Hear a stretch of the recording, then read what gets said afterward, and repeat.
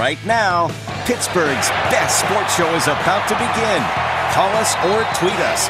We got things to talk about on the Ireland Contracting Nightly Sports Call. All right, Ken, thanks very much. Good evening, everyone, and welcome to a Tuesday night edition of the Ireland Contracting Nightly Sports Call. 412-575-2600 is the number to call. You can also tweet us tonight at KD Pomp, at Gene Collier. Outstanding columnist from the Pittsburgh Post-Gazette, one of America's great newspapers, is here. And we will debate what happens next. It was a tremendous run by the Pittsburgh Penguins. It came to an end last night.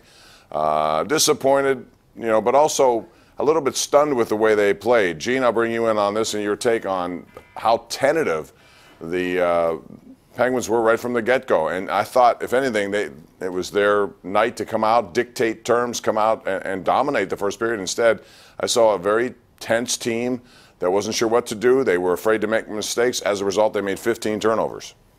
Yeah, I thought both teams were really nervous at the start, and I thought they were really careful in the third period and for most of the overtime, too.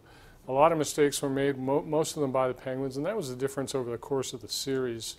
The Penguins made more mistakes, particularly on defense. But if you just kind of, walk back and look at the whole thing, not only from the standpoint of these 6 games, but from all the Penguins-Capitals games going back to 1991, I thought this was one of the best series. It really deserved a 7th game. It was the narrative seemed to be constructed for a 7th game. It just didn't happen, but I thought it was a great series. But disappointed in the way that the Penguins did not take advantage of basically having all their stars in their lineup, where Washington was out Burakovsky all series long. Mm-hmm. They did not have Tom Wilson for another game, and they did not have Nicholas Backstrom, overall I think their best talent. Right. And yet the Penguins didn't win that game at home, and I was real surprised with a 2-4 record in the home postseason. I thought, given how well they played at home, that was going to be a big advantage. It really wasn't. Yeah, and on the flip side, they played very well on the road, which they hadn't. So, as they like to say in sports, it all evens out, Bob. I didn't find any aspect of that series disappointing at all. I thought it was great.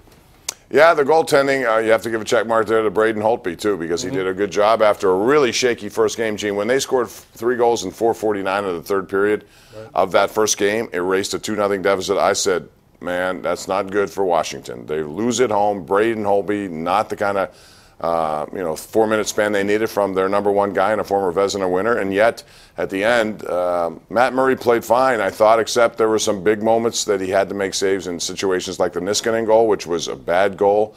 I even thought the Brett Connolly goal in game number 5 was a bad goal. I know it hit off Hornquist, but I think you got to make those saves in those moments. Yeah, I think the Chasen goal last night, the first Capital goal, was not good. But, Chris Letang, even the score, the Penguins had a great chance to win. Kunak will hit the post. That's hockey. Yeah, no puck luck. If they had gotten that, there'd be a Game 7 tomorrow, and that's what we'll be talking about here. As it is, we're going to be talking about what the Penguins need to do moving forward.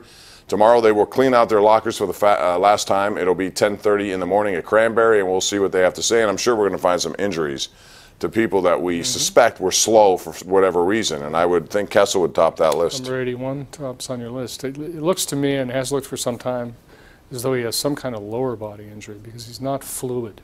I mean, he can give you a burst and look like himself, but then he goes away for long periods of time. I think it's a hamstring or a groin or something like that. Could be that. I thought it might have been a risk because he didn't seem to shoot a lot. Normally we expect that guy to shoot, he only had like 14 shots on goal in the first 10 games, 12 games. And then toward the end of the series he was shooting, but maybe because it was ending. All right, we'll talk about that with you. Call us with your take on this season that was and now the offseason that will be and what you may expect. Jim Rutherford's not afraid to make changes even when they win, and he's certainly not going to be afraid when they lose and fall short of their goals. 412-575-2600. That is the number to call. Let us know what you think. We'll talk about that and other things pertaining to Pittsburgh sports right here live on the Ireland Contracting Nightly Sports Call. The Ireland Contracting Nightly Sports Call is brought to you by Ireland Contracting, putting new roofs on Pittsburgh homes for over 25 years. Call Ireland Contracting at 1-800-NEW-ROOF.